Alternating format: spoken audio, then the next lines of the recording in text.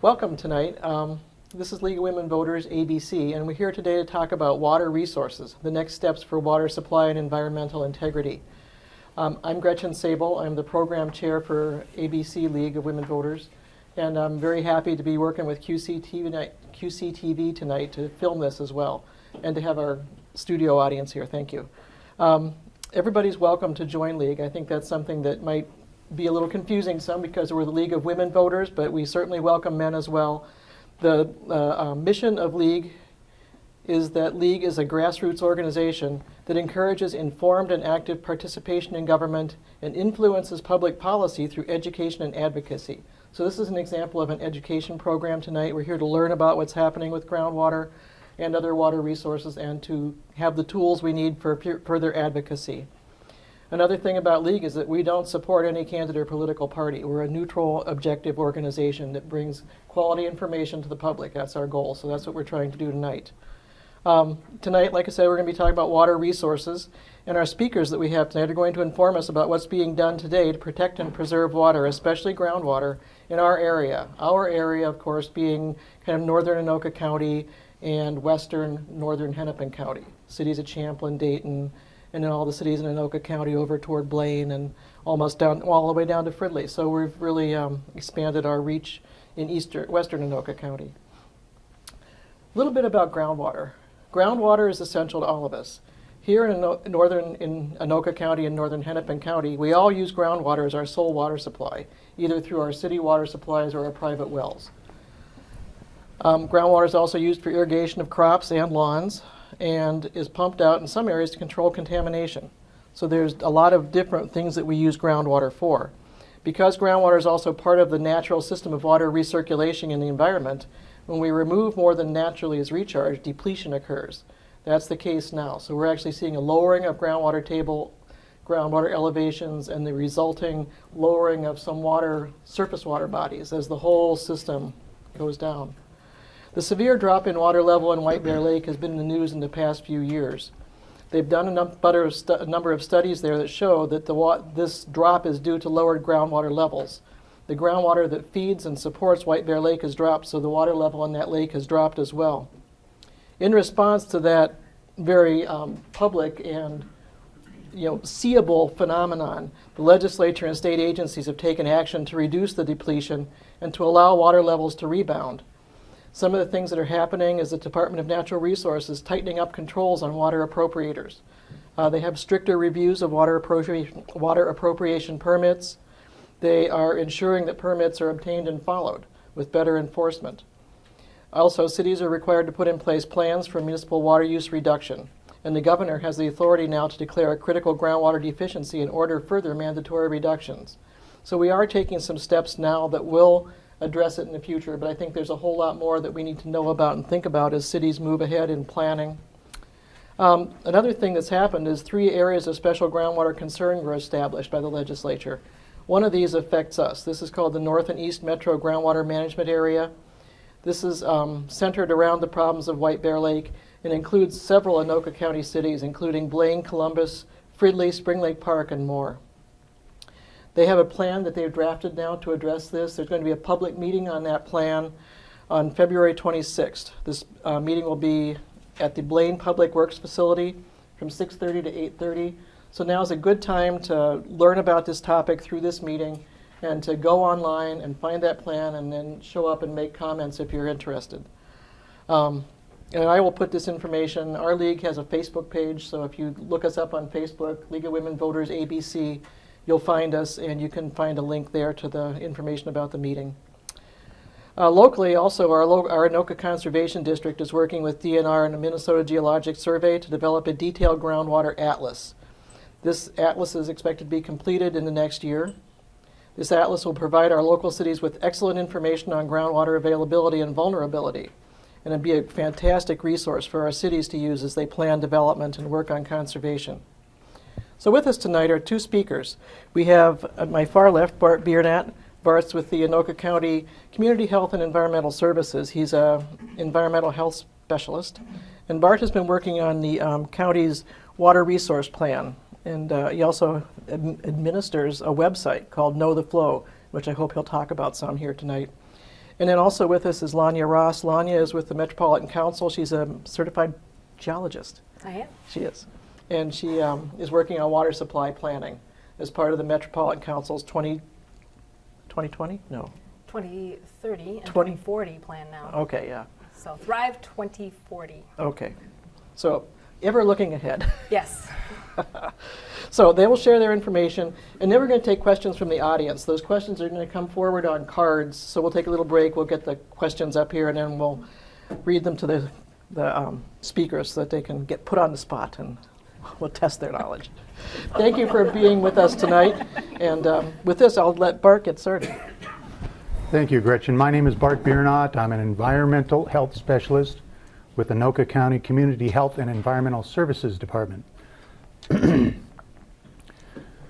Anoka County has started in addressing water issues within the county at about the same time that most of the metro counties in 1980 and 88 and 89, following a drought and following the passage of the Minnesota statute Groundwater Protection Act of 1989.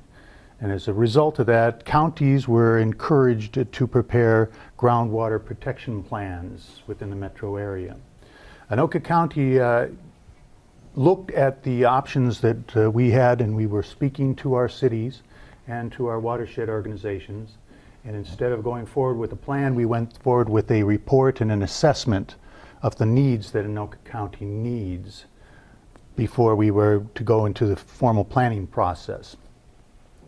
As a result of the activities over the years since 1989, we have performed a number of activities where we have assessed groundwater, tritium values in groundwater, the vulnerability of the groundwater as a result of the testing. A number of tests have taken place in addition to that.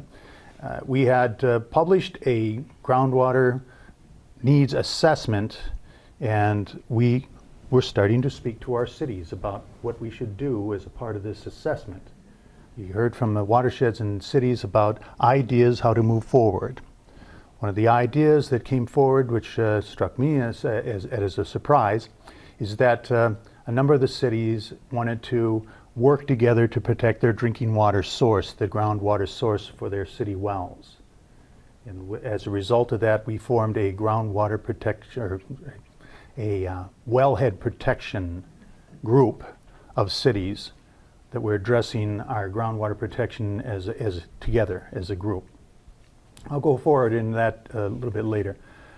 But the report that we finished was followed by additional reports, and there is a lot of talk about counties and groundwater.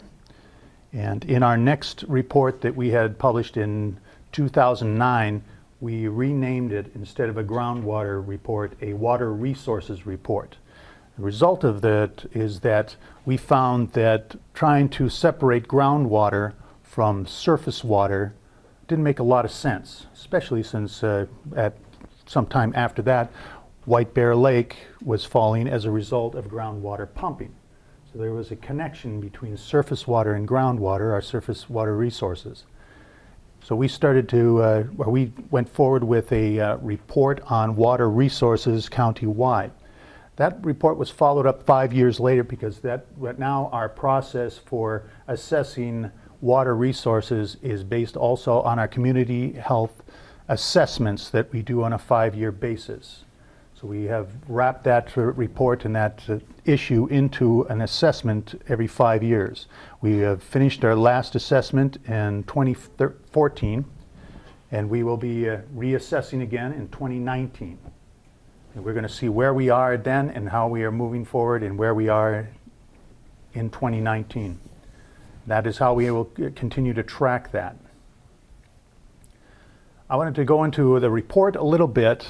The report is also published and placed on the county's website. If you go to our county website and look our department, our public health department up on the website, it is on the front page of our department website, and you can have a look at the report. The report is in 5 sections.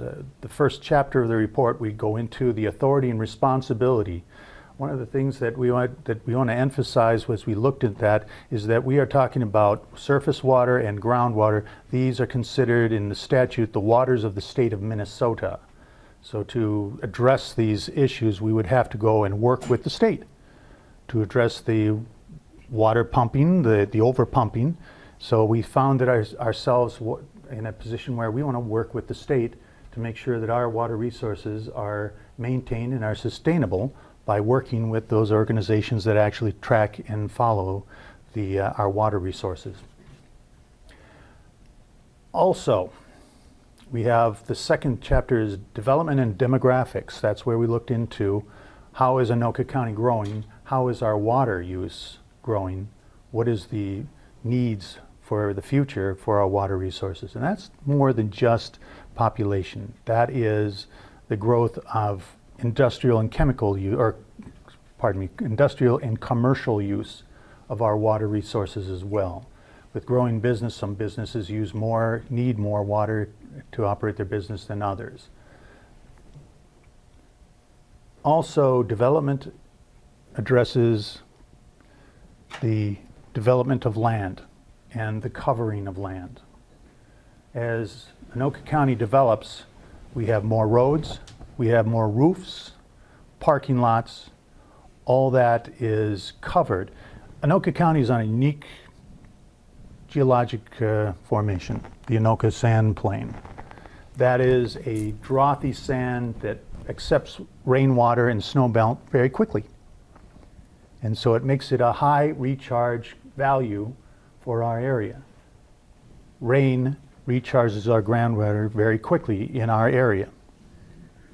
So the development also has to address, and we want to look at that as how is that going to be managed so that we are not closing off our groundwater and having everything run off into the collection ponds along the parking lots and go into the creek and down to the river, and that's water that used to recharge the groundwater that is no longer available because of our development.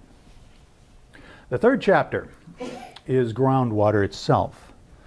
And groundwater is plentiful, with the largest recharge potential that we have for our Anoka sand plain.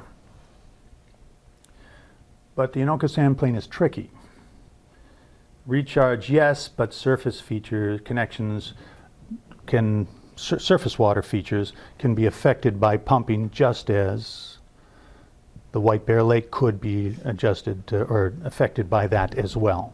In other words, there is a potential for drawing groundwater in from pumping wells, and our sandy soils will allow that water to drop and go into the wells. That's something that is a concern to us. So as we were looking at our report, we wanted to also address that and how we are going to cooperate and find answers to these questions before they are raised for us. Also, the bedrock aquifers that we expect to find originally some time ago, and those are, if you wanted to name, the Prairie du Chien Jordan bedrock is a very good aquifer. It provides a lot of water in the metropolitan area. Unfortunately, that bedrock is not found in northern parts of Anoka County and western metro area. So most of our high development areas have access and can drill wells into the Prairie du Chien Jordan aquifer, and that is good water source. Once you move forward and north in Anoka County, you're not going to encounter that aquifer anymore, and you're going to be drilling wells into sand and gravel aquifers, or perhaps you're going to find some other aquifers as well. I don't want to go into all the names because they change them anyways. They do. I'll touch on that. So we know that we have an aquifer that isn't there, that has serviced Fridley. Blaine has part of it. Lino Lakes has it. But we do not see the Prairie du Chien Jordan that's in Columbus, Ham Lake, East Bethel, those areas that are poised for growth. When they drill wells, they will not be in the same aquifer. That was the old days when people said back in Crystal and in Fridley and in some areas I'm trying to think of, that they don't worry, you just drill into the Prairie du Chien, Jordan, you got water. And it's good water and it provides a lot of water. You can pump at high volumes and it works well. We don't have that type of aquifer in some parts of our county. That's something that we wanted to highlight in our report too. In another chapter, the 4th chapter, we talk about surface water. So we are connecting the groundwater and the surface water as all water resources. And that is where we have gone, but I've seen other counties that have gone in that direction too. A lot of counties have started to look at water governance as a whole. It's not just surface water and not just groundwater, but both of those. It's a water issue.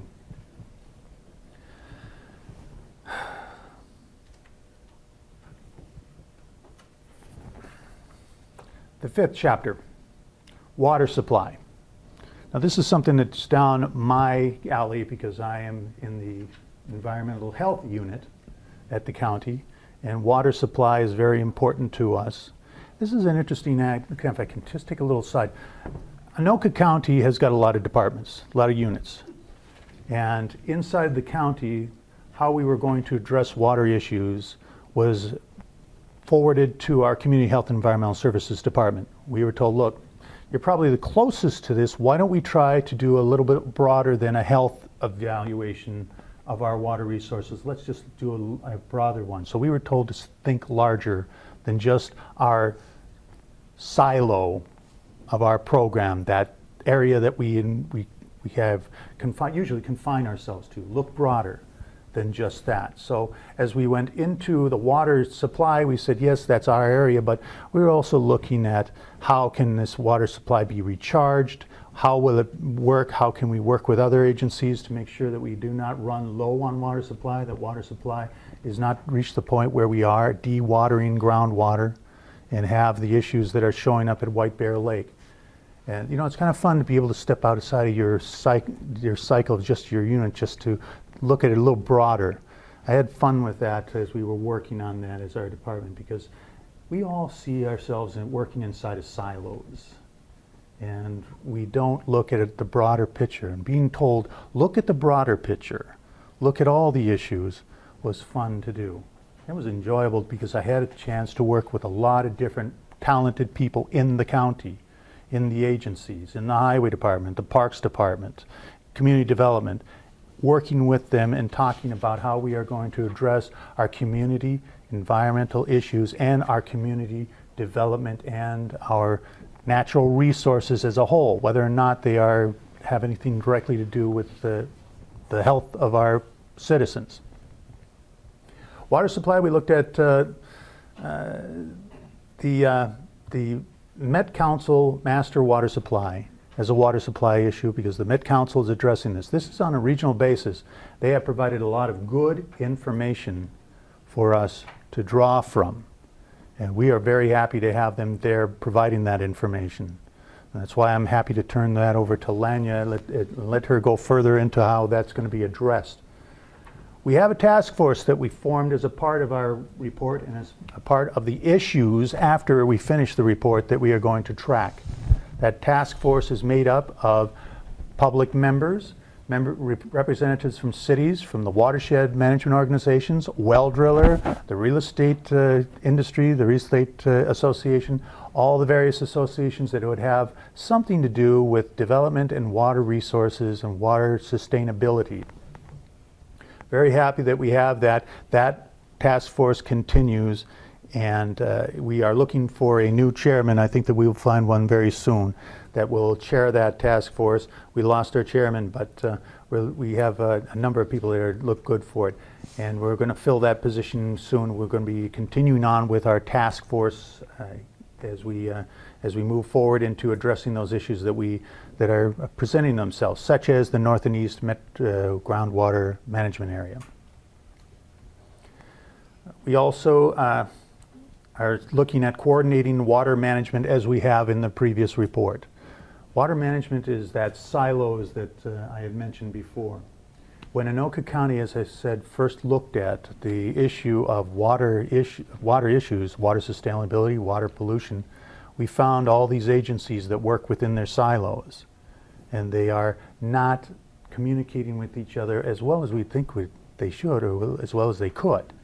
By having them communicate and work with each other better, we believe that we can have a better effect on our water resources.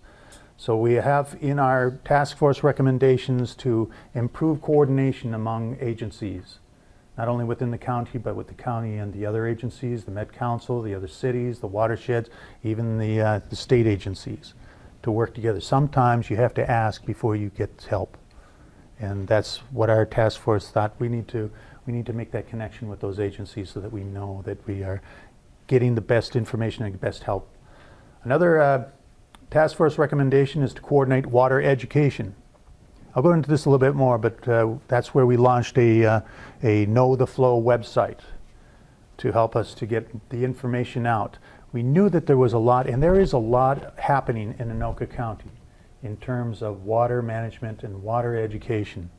It's just that we need to get it out to people, and that's why we started a website. So I'll go into that a little bit more. That water education, we wanted to utilize the professionals in their fields, the utilities directors, the experts in that area, development partnerships, consider grants, and work in any way that we can. We are into our 17th year of the Children's Water Festival. And we're looking back at that. This is not the county's Children's Water Festival. This is the metro area Children's Water Festival, and that festival is put on by the 7 metro counties and the other agencies, the state and the Met Council, as we put that festival on. This is our 17th year. Those kids, when they first went through in 1999, were 5 years old. 17 years later, they're adults now. So we are looking at hopefully getting the payback of all this effort. We have adults that are more educated and are wise as to water conservation issues. Some of us at my age or others are hard to learn new tricks, but you can teach the kids new tricks that are coming through school, and they pick it up and take it with them. So this is our 17th year to do that. Local water sustainability is another task force recommendation, and that is where we establish sustainability work group, and we're looking for that. This is hard. This is where we try to break down or get into those silos for those agencies and try to work with them to put on water conservation, address water conservation together, instead of having each individual city address water conservation and a conservation plan and an education outreach of each city. How can we put that together and make that work so that we all are singing the same tune and it's louder than one singing alone? Let's see here. How much time am I? Get close. Okay. Okay, water protection is another one. Now, drinking water protection, we've always been involved in. That's my area. That's my bailiwick. So I will just touch on that briefly, that we are interested in supporting, and we have the wellhead protection group of 10 cities that are implementing their protection of their wellhead area. Now that's where, if you look at it in this terms, we have a number of cities throughout the country that have polluted water sources. And when they find that their testing shows pollution in the wells, they ask, where is this coming from? And the wiser people, we've learned from experience, that's a bad time to ask, where's the pollution coming from when it's in the well? Wellhead protection is the process of finding pollution sources close to the well, identifying them, making sure that they're handling their pollution sources or the source of their pollution well, and that they are not releasing it into the soils, into the groundwater. We also administer a part of the Safe Drinking Water program for the state of Minnesota. We collect water samples and enforce drinking water programs at our licensed establishments, those establishments that are food and lodging establishments that have to make sure that the food's safe that they're serving. The water also has to be safe. So the restaurant that has its own well on its property has to be tested and make sure that they keep the well in good condition. Also provide private well testing. We never want to forget that. Anoka County has about 25% of our county residents are drinking from private wells on their property. And we want to make sure that their water is as safe as the city water. Something that we breathe a little easier about when a city starts up a water system and starts hooking up, there is a professional that's hired that makes sure that that water is safe. It is the homes that have their own well that seem to have more troubles because they're surprised at something like the well casing was cracked because somebody backed the trailer with the boat on in the well, and they tested it and they have bacteria in the well, and they didn't realize it. And they did it last year, and they're testing a year later, and they realize, gee, that might be why everyone's getting sick. That is something that we have outreach all the time. So as far as education is concerned, we're trying to work with these education sources, and we want them to work with us because we are constantly telling people, and this is state and the federal government too, please test your well if you have a private well, because you're the only one who's going to manage your water system. You don't have a city utilities director doing that. Also, opportunities for local water management. Now, we address this in terms of 2 points, but there are more points that we could address, and that's why we have a task force to adjust to the changing environment that we're dealing with, because the environment is always changing. I can tell you that from experience. Right now, we are looking at high priority of seal abandoned wells and to cooperate with the DNR in finding these unappropriated water appropriators, these unpermitted water appropriators inside of the county to make sure that they are following the requirements and they're properly appropriating and they're reporting what they're using, the water that they're appropriating, the water that they're pumping out of the ground, or they're using from a surface water source. So we want to make sure that we work with those. So that's 2 areas that we're working for with the task force. One of the opportunities that the task force identified. How much time do I have left, Gretchen? All right, I'll touch on just one last item, and that is the Know the Flow website. We had launched that website 2.5 years ago. Prior to that, we did have a website at the county in which we launched it with the county logo, and it was under the banner of the county that this is our website, and we were wanting to work with the cities and the other agencies in their education outreach. And they responded, gee, we don't like the county banner over the top of everything in our program. And we were able to work with launching a new website that was not co.anoka.mn.us/water. It's knowtheflow, knowtheflow.us. If you go to that website, you will not find the county banner, you will not find city, it's just a theme website. It is not an organization's website. We are outside the silo of this is us, this is ours, this belongs to us, don't touch it. This is a website where inside Anoka County, this is the focus of this. If there's something going on with water, we want people to know it. So when the city has their stormwater pollution prevention education meeting, we will post it on Know the Flow. If it's anything to do with water or education in general in environmental issues, it will be posted on that website. And that is one of the ways we are getting our outreach out to those individuals in our county. And it really, I'm glad that we are able to do something like that, because I have heard a number of times nothing's happening in Anoka County to deal with all these water issues. So I encourage people who have not seen the Know the Flow website to go on. The calendar is full of activities. We have watershed meetings at watershed districts and watershed management organizations practically every month, twice a month for our watershed districts. We have activities that are happening in the metro area that have significance to Anoka County. We post them here. This meeting, because it is based on water, deals with water, is on Know the Flow website to encourage people to come and learn more about water. And I'll stop at that. Okay. Thanks, Bart. Lanya? Now I have to follow that. So my name is Lanya Ross, and I work with the Metropolitan Council, and I've been with them for about 8 years, and I was hired when the Minnesota legislature charged the Metropolitan Council with engaging in water supply planning activities, so maintaining and creating a base of technical information, providing some recommendations about funding and some other issues, and also with creating a master water supply plan for the 7-county metropolitan area. And so that was a new function for the Metropolitan Council. I mean, we've always had a role in water supply protection before that. For decades, we've done research, we've been engaged in planning as it relates to water supply planning, but this was a very specific role for us. And so that's when I joined the council, and so I've been working on this issue ever since. We've done a lot of outreach over the years, and so in 2010, we actually did develop and adopt a master water supply plan for the metropolitan area. And that's actually a joint plan with the Metropolitan Council and the DNR. The DNR approved that plan.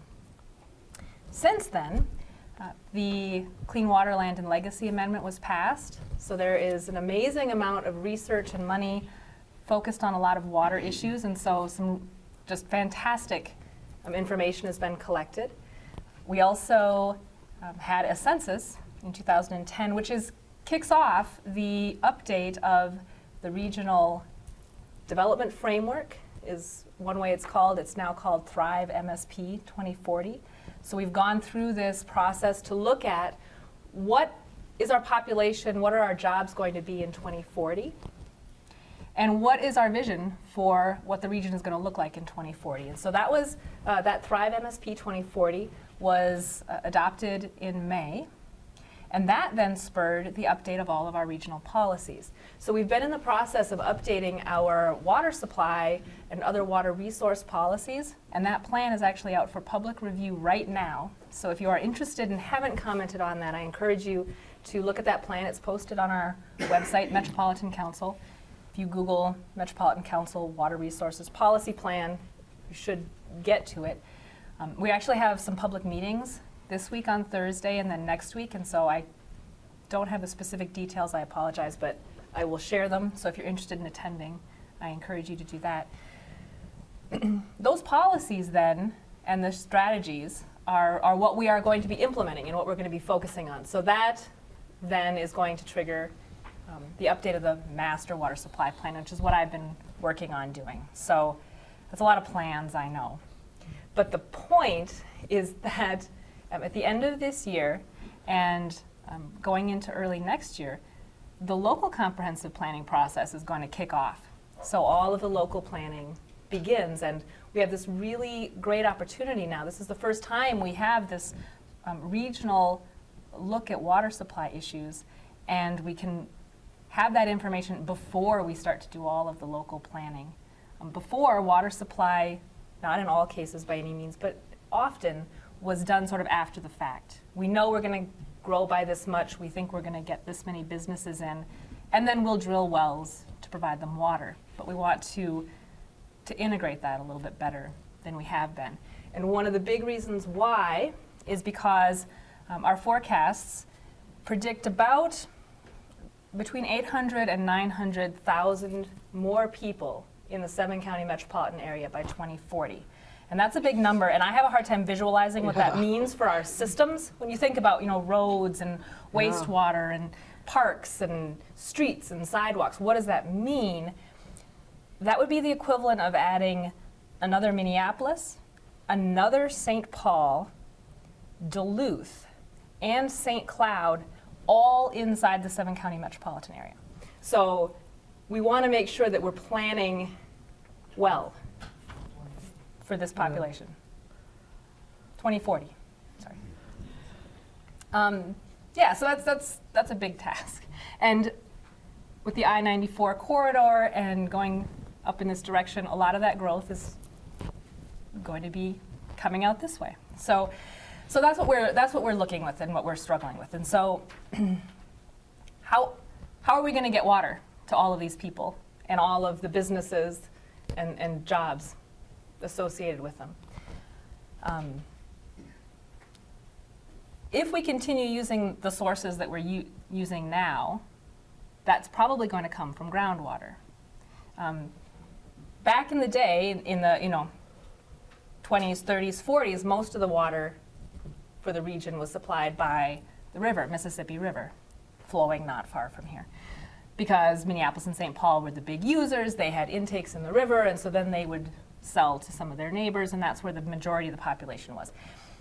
In about the 70s and or 1970s and 80s, that flip-flopped because we had the growth of the interstate system, we had the suburbs growing further out and away from those core cities, groundwater, the Prairie du Chien Jordan Aquifer was abundant, that made the most sense. So now we are in a region that is predominantly supplied by groundwater, and all of the growth, really the big growth, is happening on a lot, is being put on a lot of those aquifers. So if you're interested in knowing more about those aquifers, I'm going to build off of a comment you made, and they're changing names. I did bring along a couple of copies of the Groundwater Digest, and just to give people a sense of what the different groundwater systems, groundwater aquifers are, there is a list at the back that describes them. So the Franconia Ironton Galesville Aquifer was renamed recently to the Tunnel City Wanawak, to everybody's confusion, and so But I we have a think, handy-dandy reference for that. and I think that's also on Know the Flow, isn't it? Yes. you Yes, can Lanya post it. sent it to us. Yeah. We have it posted. So thank you for that. It's as if there wasn't enough to try to keep track of. We're changing names. Back to this groundwater. So we're using groundwater more and more. As Bart pointed out, groundwater is not its own isolated pot of water. It's connected to a lot of the surface water sources. And so we have situations like White Bear Lake. Years ago, one of the big sort of the poster child for groundwater surface water interaction was Savage Fen down in Savage. So this is an issue that is occurring throughout the metropolitan area. And so that recognition of the connection between surface water and groundwater is an important one. So we have multiple aquifers. We have a variety of groundwater sources in the metropolitan area. So going forward into the future for this 800 to 900,000 people, that's one place we can go for water supply. But it is certainly not the only place. We have the Mississippi River, which has been a source for us for a long time, and has a lot of water flowing. Now there's some risk involved with drought and contamination, but that is a very large source that we have available, not to mention the other two rivers. So we're not running out of water. It's just how do we use it, efficiently. We don't want to pay more than we have to, but we also want to have access, and we want to make sure that we're not putting all our eggs in one basket and then running into problems with just the Mississippi or just the Prairie du Chien Jordan Aquifer. A good balance is what we're really looking for. We also have some other sources. Stormwater reuse is a good source, and some communities are exploring using stormwater to irrigate ball fields or other purposes to kind of not use potable water we're treating to drinking water standards to then put on our lawns. Why are we paying and spending the energy and the chemicals to do that and then put it on our lawns? Stormwater reuse, in some cases, is a good alternative. We're also looking at the possibility, and this is a sort of larger, more long-term option, but the idea of reusing wastewater. There are some parts of the metropolitan area where that is a feasible option. We have a new wastewater treatment facility in East Bethel, and the treatment on that plant is a much higher quality than some of our other plants, with the thinking that down the road this might be a good source to use for, again, there's some golf courses in that area, some other places we could use that water. So we have a variety of sources available, and it's just making sure that we're matching them to the right users and coming up with a plan for the region. We also have a lot of opportunity here in our region to use water a little bit more wisely. I think we're the land of 10,000 lakes. We don't necessarily always think that maybe it's something that needs to be conserved, but water conservation is a great tool. There are a lot of communities, a lot of individuals who have done a lot to be more efficient in water use. And I think there's a lot of potential there as well. So, we could probably grow quite a bit without increasing our water use if we're wise about it. And that's something as simple as, faucet aerators. So this is a 1 gallon per minute faucet aerator, $5 at Home Depot. all the way up to the wastewater reclamation facility. So we have a very broad range of options that we can apply to the issue of water supply planning in the metro. But it's not a one, there isn't going to be one answer for everybody. Our region is very unique. We talk about the Anoka sand plain, and so we have certain resources and certain issues here in Anoka County, and they're very, very different than what you're seeing in Carver County. Carver County, not all of it, but a lot of it is covered in very thick clay. So they really struggle with finding places where they can recharge their aquifers. So there's very diverse geology across the region. We have different aged communities. So some communities are using water very efficiently, but the infrastructure repair needs are really a big issue that they're dealing with. Whereas other communities are still growing and it's brand new infrastructure, but they're trying to add on and grow their system to meet demand. So there's a variety of issues through the region that that we're looking at in our master water supply plan. So we've been doing a lot of different technical studies at the Metropolitan Council. We've done some regional groundwater flow modeling, and that's been a very useful tool for us as we look at if we increase water demand at all of these water users across the region, what's the long-term and cumulative effect of all of that water use on our system? So we can use tools like that to look into the future. What if we continue doing things the way we are now? What do we look like? What if we do things differently? So we can start to evaluate different options with that kind of tool. We've been building some planning tools. So we have just updated our conservation toolbox. And so that is available on our website, Metropolitan Council Conservation Toolbox. If you Google it, you'll find it. And that's got some really good resources for public water supply utilities, for individuals, for businesses, to look at different ways to implement water conservation. We've done a stormwater reuse guide to really look at, say you want to reuse stormwater at some site. Is it feasible or not? It will work some places, it won't work others. So some tools and some checklists to help evaluate if that's feasible and something that can be done. We're actually applying some of that planning right now at a demonstration project in downtown St. Paul. The new Saints Stadium happens to be right next door to our Green Line operations, OMF building, operations maintenance facility. Sorry, the lingo of Met Council. But we have a lot of roof on that OMF. So when the rain is running off of that roof, that's a great resource. So we're actually in the process right now of collecting some of that stormwater runoff from our roof and using it at the stadium next door to see how can we sort of manage some of our stormwater challenges at the same time that we're reducing the use of potable water for things like irrigating the ball field. So that's a very exciting project to see in development, and we're learning a lot in the process there. We've also got a very exciting, actually a couple of projects going. We started up some work with the Minnesota Technical Assistance Program, MNTAP, to look at partnering with industries in the metropolitan area who use groundwater to see if they have, what are the barriers and opportunities for water conservation? And what are some of the benefits to conserving water? And so we've gotten some really good results there. And I'm hoping we're in the process of, Gedney Pickle is one of the companies that we worked with, and so they've been very happy to share some of the work that they've done. They had an intern come in and look at their processes and look at water conservation, and so I'm excited to have them come and speak too. We're having a Minnesota Groundwater Association meeting in April, and so have them come and talk about some of the work there. But other industries like that throughout the metropolitan area. There's some really wonderful opportunities for water conservation and some really impressive cost and energy savings to conserving water at some of these industries. So that's an opportunity. So we're expanding that program as well. So we're doing a lot of this technical work, some of these modeling projects, and putting that all together with our policies, our water supply policies and strategies into the master water supply plan.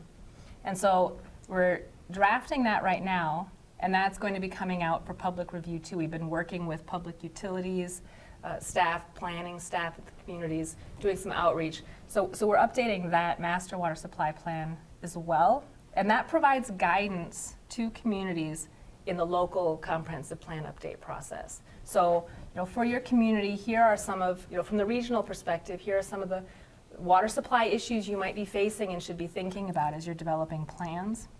And here are some recommended steps to take. Water supply is not a system. It's not a regional system the way the wastewater, our wastewater treatment plants and our wastewater system is, like our parks. Private well owners are responsible for their own private water supplies. Public water utilities, the cities, are responsible for their own water supplies. They operate and they know their systems. We're here to provide information, provide some guidance, and help collaborate, provide some grants like MNTAP to look at, can we reduce water use by industries within your community?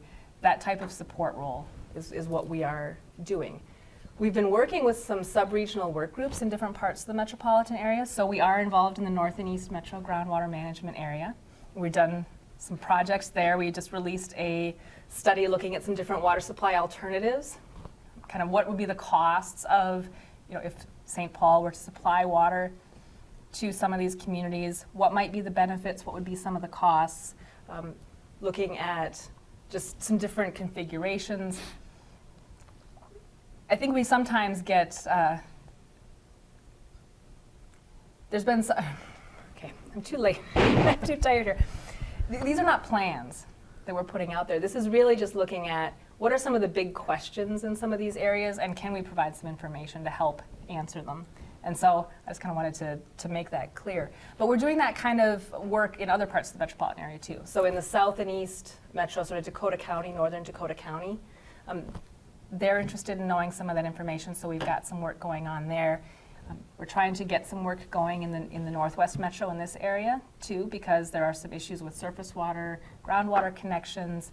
You're limited. The Priority Shane Jordan Aquifer isn't present for all communities here. So can we provide some information about some of the different options, what their costs are, what type of cooperation is needed to achieve them? And so that's another big part of the work that we're doing.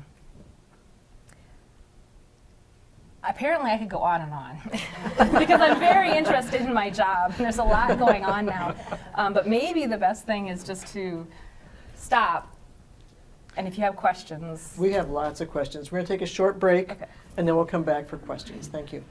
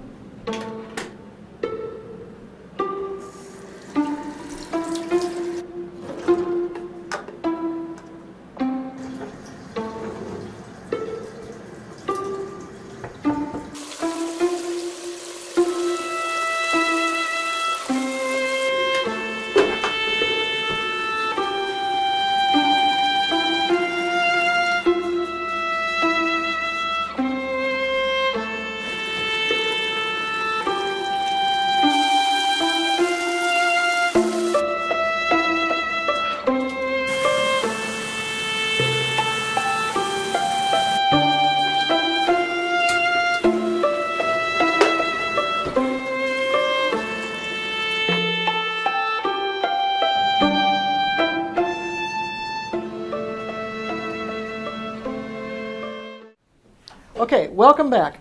Now we're here for the question portion of our meeting, and I've got a number of questions, so hope you guys are ready. First one. At one time, the city of Ramsey was asked to consider using river water for drinking water rather than just well water. What happened with that? It's my understanding that that's still being considered. That I don't know the details of exactly where it's at, but that type of project is the type of project that our sub-regional work groups would be considering and looking at some of the costs and the feasibility of it. So that may be explored as some of that work. I think that when we think about using surface water resources too, there's a lot more treatment required, and so the cost is higher. Yes, And definitely. so that's a factor that has to get weighed in. Yep, that would definitely be a big part of that analysis. Another question. What incentives will cities have to conserve our groundwater supply in the future? I think that's your turn. It is. Thank you. Well, the incentives will be a part of the city's comprehensive planning and their water resources plan. The cities have to address conservation besides the fact that they are interested in making sure that they are on the right side of this argument about water conservation. This is a hot topic now, and a lot of cities have expressed interest in being on the right side of this issue. Even though there's another side to that when it comes to cities. Cities sell water. They're in the sales business, in a sense. They're a utility. So when they sell more water, they bill more and they generate more revenue. So the cities are looking at their options, how they can maintain their city system and their utility in good condition and still go out and have water conservation as a main part of what they want to be on the right side of this issue. They want to be on top of it. That's typical for Minnesota. We always look to the future about the next turn in the road and be prepared for it. Another element of that is that cities save, we've seen cities beginning to implement what they call conservation pricing, where the more you use, the more you pay for each increment of water. Yes. And so that helps them to balance the cost and the benefit. So, Yeah, I know there's been a lot of, as the water conservation rate structure requirement kicked in, a lot of communities have been re-looking at their rate structures and having to adjust them to allow for water conservation. So there's been some interesting changes over time. yeah. For each of you, what are the top 3 ideas for what citizens and other local governments can do to conserve groundwater? Ideas. Well, I like what just came out from the Met Council in their water conservation toolbox. Are you still calling it a toolbox? We are Conservation Toolbox. I think that's You can look it a up. great source. I asked that that be posted on the Know the Flow website, and it is there too. It's on the front in water conservation, but it's also in the tools for residents. It's been placed there too. There are really good ideas, and it addresses individual activities that you're involved with: brushing your teeth, showers, aerators on your water faucet. Those 3 are one of the top 3 as far as I'm concerned. I'm the old school, but I'm learning because I have to lecture on this. I'm learning from my lectures that really I don't need to run the water while I'm brushing my teeth. And when I calculate that I'm running at about 4.5 gallons per minute that my faucet runs, and it takes me 2 minutes, that's a real waste of 9 gallons of water that I don't necessarily need to run down the drain. And that is why part of the conservation pricing, it's a good idea, but you know, that water is so cheap, even at the conservation pricing, I'll pay it. It's not that won't stop me. It's got to be that I want to be a part of the solution in water conservation instead of part of the problem. One of the many that run their water and waste 9 gallons twice a day brushing my teeth. Do you have anything to add? I think that the top one for me is looking at outdoor water use. If you look at some of the water use signals we've had over the past several years, you see that while a lot of cities are maybe using no more water or even less water indoors, our summer water use in a lot of cities has gone up. There's that summer peak. I don't know if it's keeping up with the Joneses for the green lawn or more landscaping, but we definitely are seeing more summer water use. And so I think things that we can do to reduce that, this would be, some of the, just reduce the amount of turf area or area you're watering. So if you're a little addicted to gardening like me, exploring some of the native plantings, or if it is, really looking at making sure your irrigation system is functioning properly, that it's not running in the rain. There's a lot more irrigation systems installed now than there used to be, so just making sure we're managing them appropriately. And then when it comes to indoor water use, I think a woman that I worked with in water conservation issues in White Bear Lake said, what are the permanent fixes? Change a faucet aerator, install a water sense shower head or appliance. I mean, those are things you just do it once, and it makes a huge difference on your water use. And so those are just those permanent changes that you can make. Another thing that affects, especially if you have a septic system, you're going to want to make sure that you have no trickling toilets, drippy faucets, Yes. and things like that. Yes, and toilets are an important one. You can do this. Drop a food color in the tank. Wait 10 minutes. If that color makes it into the bowl, fix your leak. And it's, yeah. Most of the fixes are fairly inexpensive. I know this when I bought my house, I had to do this, and so I've gone through this. It's a fun little engineering project, or not as expensive as I was worried about. Another question then, what chemicals are tested for in our public drinking water supplies? The public water supplies are tested, the city water supplies that are considered community public water supplies are tested for practically everything. They are tested on a regular basis for the bacteria issues. Depending on the size of the system, how often they're tested, may be weekly or several times a week, or to monthly for our community water supplies, depending on how many people are served by that water supply. But the additional testing, the radium that you hear about, that's that arsenic testing, the solvents, the volatile organic chemicals, those are all tested on a regular basis of community water supplies. The other water supplies that are lesser sized, they're tested at less frequently for the exotic chemicals that you might find. They're tested regularly for drinking water safety, for bacteria, nitrate, nitrogen, and they are tested once for some of the issues that are associated with plumbing, copper, those sorts of testing. So it's monitored, but it's monitored on a scale on how many people are exposed to the water, how much we're going to put into the testing. And I'm speaking about a school, I'm speaking about the state health department that oversees the testing and determines who gets tested to what degree. And the water I drink in St. Paul gets tested even more frequently, being a surface water source. And I'd like to point out, this is a call for all of you. You're in the watershed above my intake, so please take care of my drinking water supply. Well, the other part of this too is private wells, and the county does offer a program of private well testing. So if you have a private well, you should certainly get it tested. You won't be testing for that vast suite of things that these other water supplies are, but it's important that you look at the sanitary quality of your water, at least as a basic kind of thing. Also, when we have people testing for their private well water supply, a lot of times we have a chance to do a little education too. Because if people are saying, I want to test for everything, if they have a 200-foot deep well, and they should be less concerned about pollution sources around them than if they had a 48-foot deep well. Because as you go deeper, you find that you encounter more of what they call aquatards, or confining material, and water doesn't flow through clay.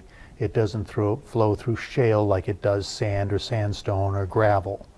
So that's a way we can educate people about, gee whiz, I don't know, I hear all about that wells aren't safe. Maybe your well is or is not. You should know more about your well to decide whether or not you want to test more often. Well, that's it for time right now. So I want to thank our guests and thank QCTV and thank our audience.